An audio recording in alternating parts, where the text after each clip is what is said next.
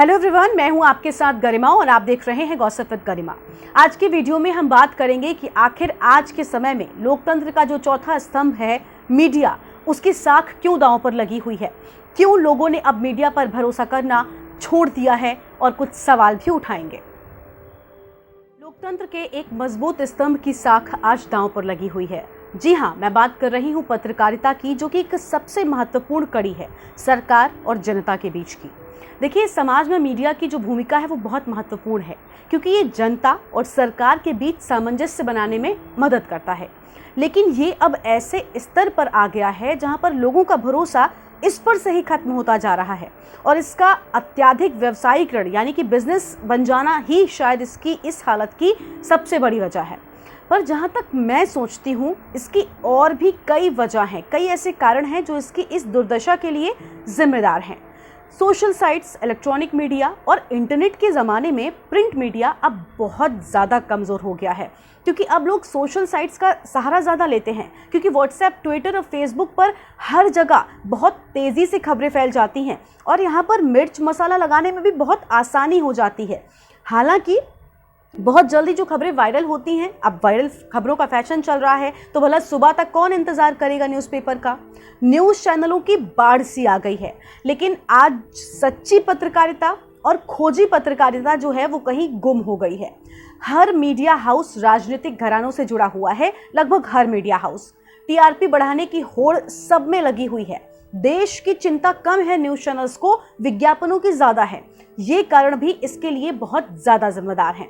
अब सवाल यह है कि क्या डिजिटल युग का आना ही इसकी लोकप्रियता कम होने की एक वजह है, और जिसका जवाब है हाँ।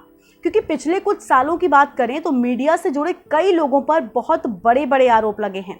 कुछ लोग जेल भी गए हैं और कुछ का तो अभी भी ट्रायल चल रहा है। लेकिन पत्रकारिता और पत्रकार की विश्वसनीयता पर ही अब सवाल उठना शुरू हो चुके हैं। आखिर ऐसा हो भी क्यों ना, क्योंकि ताज़ा उदाहरण की बात की जाए तो बहुत सारे आप देख सकते हैं। मीडिया चाहे तो चोर बना दे, मीडिया चाहे तो राजा। कोर्ट का फैसला भी नहीं आता है, मीडिया पहले ही अपना फैसला सुना देता है। सुशांत सिंह के केस में आप सबने देखा, किसी का महिमा मंडन करना हो तो वो उसमें बहुत आगे हो जाता है, किसी को गिराना हो तो भी वो उसमें बहुत अच्छी भूमिका निभाने लगता है। आज मीडिया सच दिखाने से डरने लगा है, जो उसका असल काम था। सवाल ये भी है कि कहीं आज मीडिया सरकार से तो नहीं डर रहा, और जवाब इसका भी दुर्भाग्यवश हाँ है। अब खोजी पत्रकारिता का असर भयानक होने लगा है, क्योंकि आए दिन आप सुनते होंगे, पढ़ते होंगे न्यूज़पेपर्स में पत्रकारों पर हमले होने लगे हैं। किसी भी क्षेत्र की कमी और भ्रष्टाचार को जब सामने लाते हैं पत्रकार, तो उनको जान से भी हाथ धोना पड़ जाता है। पत्रकार अपनी ईमानदारी से समझौता करने को मजबूर हो गया है ताज़ा स्थिति को देखते हुए। अगर ये सच है तो वो दिन दूर नहीं है जब हम सच और निष्पक्ष खबरों के लिए पूरी तरह से तरस जाएंगे। जी हाँ, किसी ने भले ही कितने परोपकारी काम क्यों न किए हो, अगर मीडिया चाहता है तो उसकी छवि एक पल में धूमिल कर सकता है। मतलब एक पल में आप चाहें तो किसी को भी कहीं से कहीं पहुंचा सकते हैं। और आज यही वास्तविकता है। ब्लैकमेलिंग का जमाना है, सभी लोग पूरी तरह से व्यापारी बन चुके हैं।